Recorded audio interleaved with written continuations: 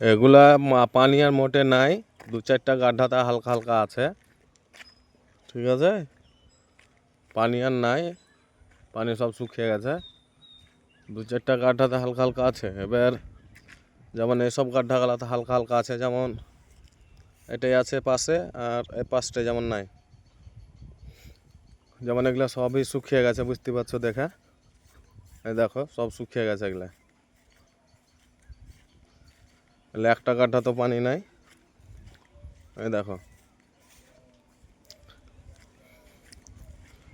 কটা গাড্ডাতে আছে মানে 2-10টাতে আছে সবগুলা মিলিয়ে, তবে বেশ ফাঁকা আছে।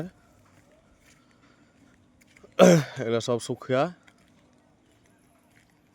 এরকমভাবে পানি গাছ আছে, আর 10টা মতন মানে হয়ে আছে। এ হচ্ছে শেষ মাথা, বুঝছো। হ্যাঁ, আর ওদিকে দেখো ওই যে জমিতে চাষ করেছে, তার মানে আর পানি নাই।